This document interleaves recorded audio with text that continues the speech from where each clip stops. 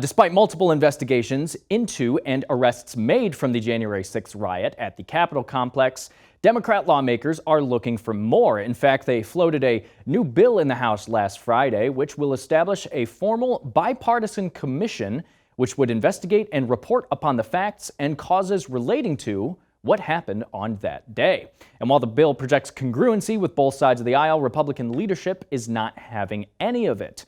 On May 18th, House Minority Leader Kevin McCarthy released a statement in which he publicly opposed the creation of a commission, especially citing that Speaker Nancy Pelosi had been playing too many political games in the effort.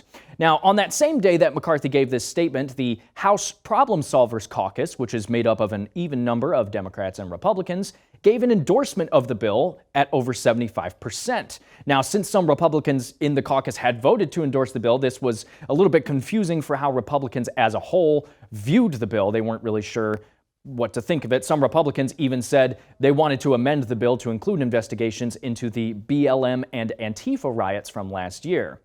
Also on the same day, again May 18th, Minority Leader Mitch McConnell considered himself and the Senate GOP undecided. But yesterday, Leader McConnell announced to the Senate that he will not be supporting the slanted and unbalanced proposal for another commission to study the events of January the 6th. And I have a clip here I want to play for you of Senator McConnell. Here he is. So, Mr. President, it's not at all clear what new facts or additional investigation yet another commission could actually lay on top of existing efforts by law enforcement and Congress. What is clear is that House Democrats have handled this proposal in partisan bad faith, going right back to the beginning. All right, now the reason this is in the news is because the bill was put to a vote last night in the House of Representatives, and it did pass with a 252 to 175 vote. And now it goes to the Senate, where its future is still uncertain. Also up on FISM.tv/news, our website, if you want to check out more, the United States Senate Intelligence Committee is investigating energy attacks against American government personnel. These energy attacks produce a peculiar illness known as Havana syndrome, which was first brought to public attention in 2017 when President Donald Trump accused Cuba of initiating such attacks using concentrated bursts of radio waves and microwaves against diplomats in Havana.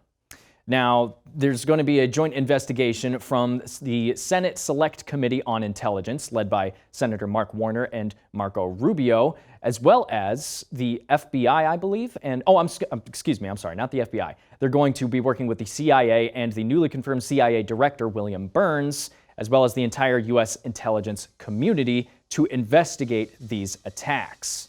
Now, most cases of these attacks have been observed to be against diplomats and intelligence officials in foreign countries across the globe. And in 2018, the New York Times reported that U.S. diplomats in China were attacked as well. The Chinese government conducted an inconclusive investigation. More recently, 2 attacks have occurred against officials in the U.S. itself. In 2019, GQ magazine reported a White House official was attacked with the neurological illness in a Virginia suburb. So we'll be looking into that and giving more information as that comes out. Also up on FISM.tv/news, according to a recent survey from Bankrate, 64% of those aged 25 to 40 reported that they regretted purchasing their first house. Now, the survey was done in association with YouGov and included about 1,400 homeowners. Now, one of the biggest complaints among this group was the cost of maintaining a home, actually. Millennials are usually the ones to complain most about these things. Otherwise, the other reason for home buyer's remorse is the physical house itself, more specifically, bad location. 15% of millennials surveyed said that they regret where their home was, where they purchased it. Otherwise, Gen X and baby boomers were also involved in the survey. They didn't have too many, or at least not as much as millennial complaints, but the house being too small was the biggest complaint for these demographics. Just a couple of other things for you up on the website as well. If you missed our last show on Tuesday, AT&T and Discovery said they will combine their content to form a standalone global entertainment and media business. And the Discovery CEO David Zaslav will lead the proposed new company. And details about how the company is going to work and other things concerning both Discovery and AT&T will be coming out next week. Otherwise, multiple ransomware groups claimed they were shutting down or scaling back operations as the U.S. government ramped up pressure. DarkSide, the gang responsible for the Colonial Pipeline hack, said it was going out of business after losing access to some of its servers.